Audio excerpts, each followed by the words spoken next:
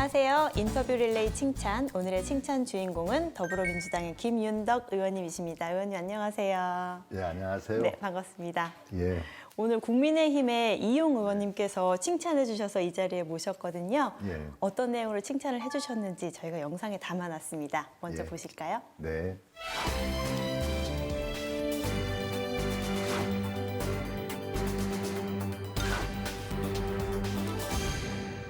네, 안녕하세요. 김윤덕 의원님, 이용 의원입니다. 제가 감히 김윤덕 의원님을 칭찬하게 되었습니다. 의원님께서는 저와 같이 문화체육관광위원회 상임위원으로 활동하고 계시는데요. 항상 상임위 차원에서 이견이 있고 당론이 있을 때마다 의원님께서 토론과 협치로 인해 가지고 우리 상임위가 원활하게 좀 돌아갈 수 있도록 노력하시는 모습 다시 한번 존경에 표합니다. 의원님 깊이 감사드리고 칭찬하는 저 이용 또 마찬가지로 많이 사랑해 주세요.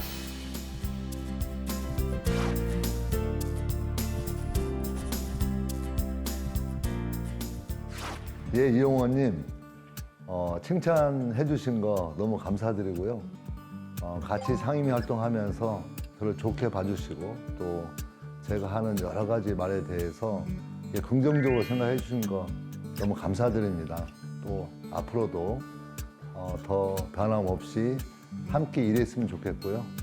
또 이용호님 늘 상당히 솔직하고 또 소박하게 대화를 나눠주시는데 저도 이 자리를 빌어서 정말 진심으로 고맙다는 인사 올리겠습니다. 고맙습니다. 네, 이제 오늘의 칭찬 주인공이신 김윤덕 의원님과 더 깊은 이야기 나눠보겠습니다. 이제 얼마 안 있으면 굉장히 큰 행사를 앞두고 계시더라고요. 2023 새만금 세계 스카우트 잼버리. 이렇게 큰 세계적인 행사에 지금 공동위원장을 맡고 계십니다. 세계 스카우트 잼버리가 어떤 행사이고 또 어떻게 준비가 되고 있는지 설명 부탁드립니다.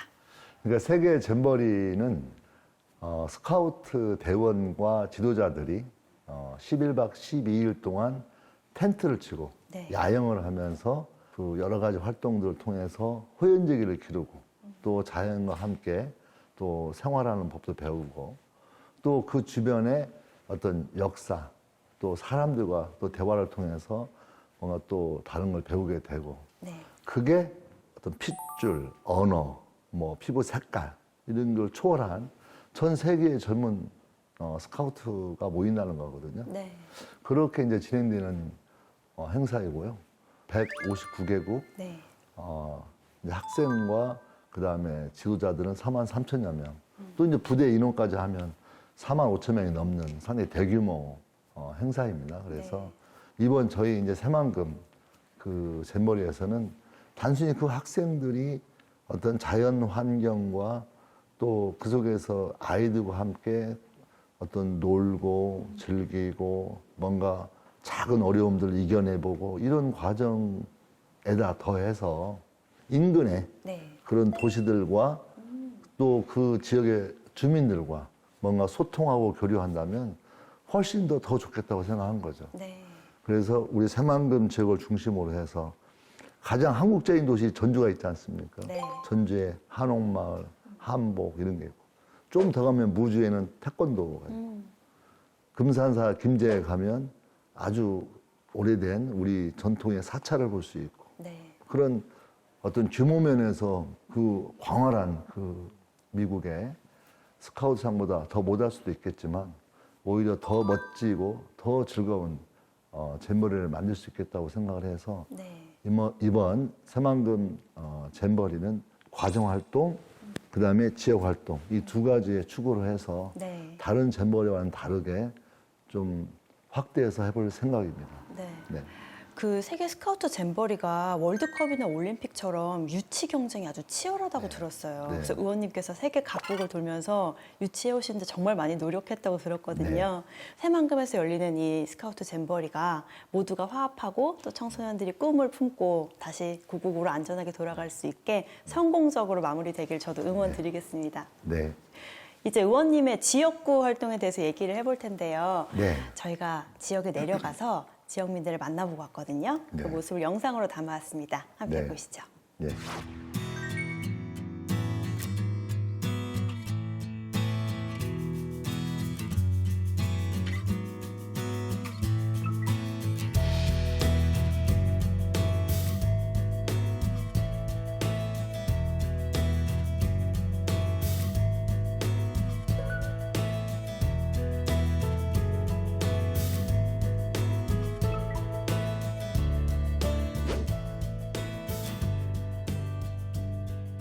환경 문제를 좀 세심히 살펴가지고 여기 주민들이 쾌적하게 살 수 있는 그런 환경을 만들어줘야 해요.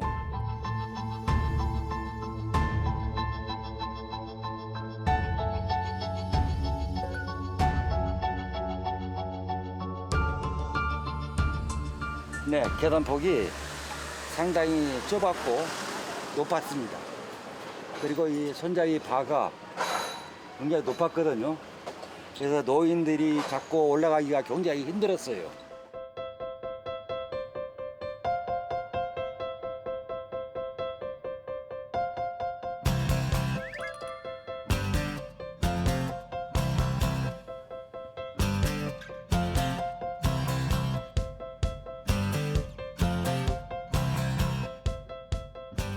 아마 김윤덕 국회의원이 아니었으면은 이 일이 아마 지금까지도 해결이 안 됐을 거예요.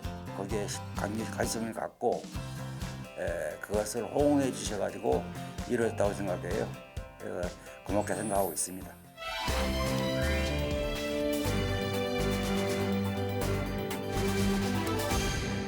의원님께서는 매달 마지막 주 토요일에 민원 정책의 날을 시행하고 계세요. 지역에 직접 내려가셔서 지역민들의 이야기를 들으시는 행사인데요.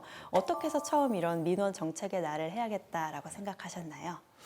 국회의원 활동하면서 굉장히 아쉬웠던 건 아무래도 지역에 많이 있지 못하고 네. 실제 이제 서울에서 국회에서 활동을 많이 하게 되죠. 네. 그러다 보니까 이제 우리 그 주민들이 늘 하는 얘기 있잖아요. 하여튼 국회의원들 코빼기가 보기 힘들다고. 네, 그래서 중앙 업무와 연계돼 있다 보니까 어떤 지역의 소소하고 작은 우리 그 주민들이 늘 일상으로 겪고 있는 그런 문제에 대해서는 자꾸 외면하게 되고 또 네. 멀어지게 되고 또 관심을 덜 갖게 되고 좀 그런 어떤 한계 그런 문제점을 많이 느꼈습니다. 그래서 여야 협치도 중요하지만 네. 국회의원과 도의원, 시의원 또 이런 지역위원회에서 활동하는 많은 핵심 당원들 이런 사람들과 좀 더 협력적으로 일을 할 수 있는 걸 만들어 보겠다라는 두 가지 목적에서 네. 실제 민원 정책의 날 하고 있습니다. 그러면 그 민원 정책의 날에서 접수된 여러 가지 민원이라든가 이런 것들은 뭐 국회의원이 또 도의원, 시의원이 또 저희 보좌진들이 함께해서 단순히 이제 좀 처리한다는 개념보다는 좀 빠르고 신속하게 어떤 답도 해주고 또 좀 더 한 발 나가서 그런 문제가 생기지 않고 좀 더 근원적으로 문제가 제대로 해결될 수 있도록 어떤 시스템을 만들거나 또 심화시켜서 일처리를 할 수 있거나 이런 것들을 진행하고 있는 그런 것들을 할 수 있는 중요한 어떤 중심 고리가 되는 네. 그런 역할을 하고 있다고 저는 생각을 하고 있습니다. 네. 그래서 지금 해마다 아니 월마다 네. 지금 계속 하고 있는 거죠. 네. 그래서 의원님의 지역구 전주하면 저희가 전주 한옥마을을 바로 떠올릴 수 있잖아요. 네. 저도 전주국제영화제 사회를 보고 며칠 머물면서 전주를 여행한 적이 있거든요. 저도 한옥마을에서 추억을 많이 쌓았습니다. 네. 근데 최근에 이 전주 한옥마을이 관람객도 좀 줄어들고 젠트리피케이션으로 좀 힘든 일을 겪고 있다고 해서 네. 정말 대한민국의 너무 소중한 문화 자산이잖아요.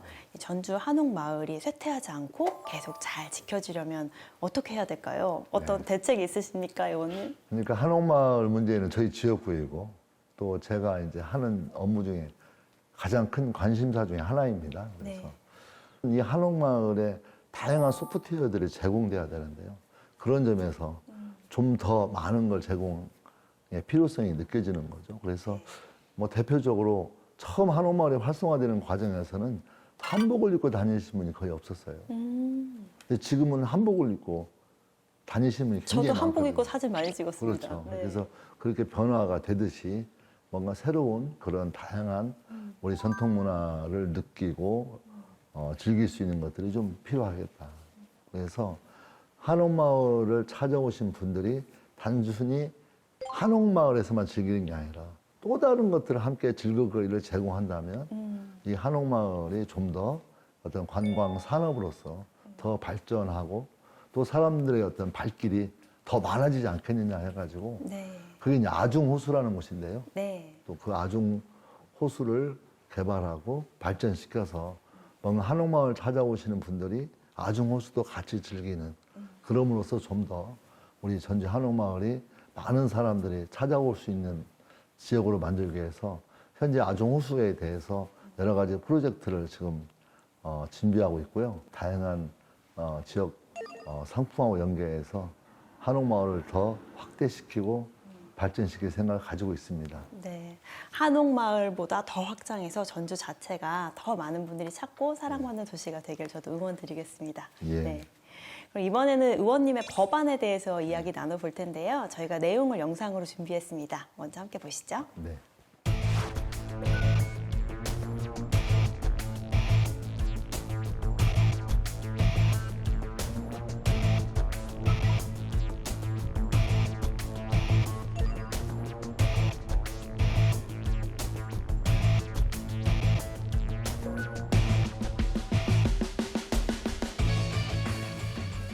사인 이상 모이는 것도 제한하고 시간을 9시로 제한을 하다 보니까 거의 뭐 하루에 허탕을 치고 손님을 한 팀도 받지 못하고 운영비는커녕 전혀 재료비조차도 건질 수 없는 그런 아주 힘든 상황을 보냈죠. 근데 그 기간이 또 3년이나 되다 보니까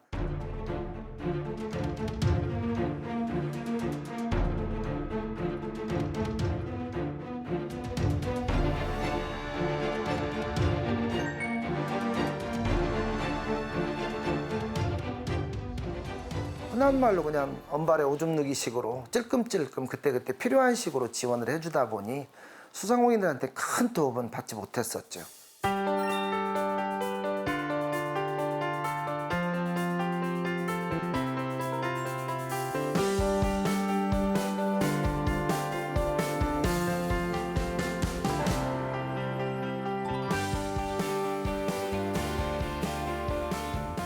이제 이런 법률을 개정을 하면서 소상공인들한테 직접적인 혜택이 되도록 지원 법률을 만들어 주셨기 때문에 그래서 4차 지원금 같은 게 1,000만 원 정도까지 지원이 됐었으니까요. 근데 그런 부분으로 인해서 소상공인들에게 상당히 도움을 줄 수 있는 그런 법안이라고 생각을 합니다.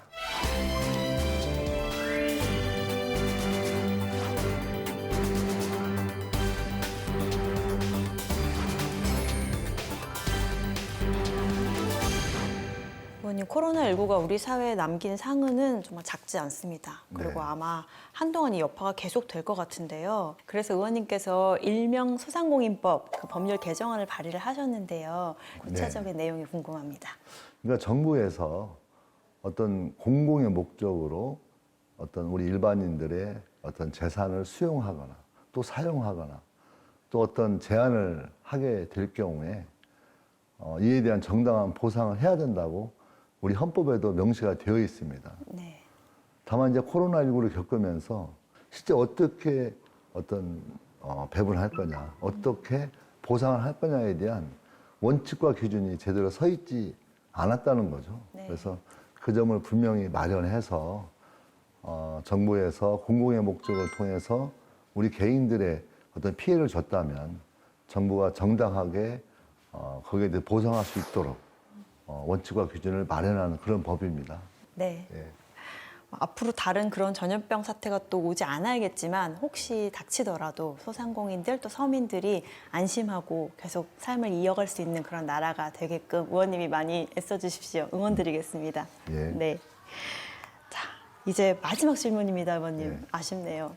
이제 21대 국회가 얼마 남지 않았는데요. 이 남은 기간 동안에 어떤 의정 활동을 펼치고 싶으신지 계획이 있으신가요? 우리나라 대한민국이 이미 수도권의 인구가 50%를 넘어섰습니다. 네. 그러다 보니까 이 수도권에 많은 어떤 자본과 또 여러 시설들이 수도권으로만 집중되는 그런 편향이 있다고 생각하고 있고요.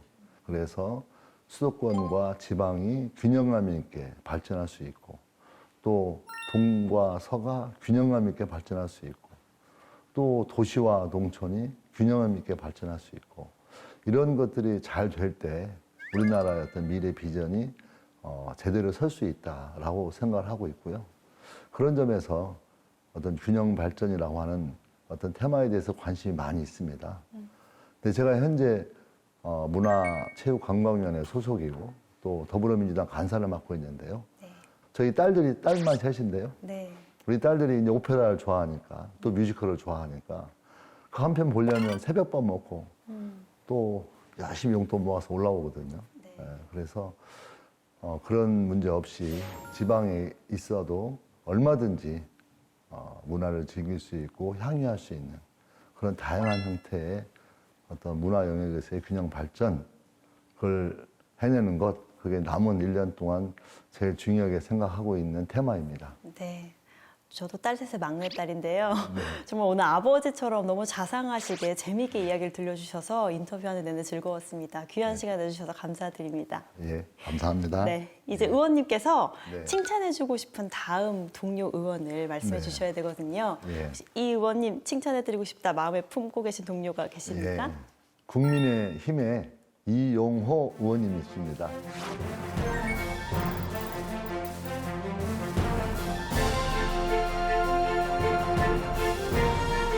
안녕하세요. 이용호 의원님, 저 김윤덕 의원입니다.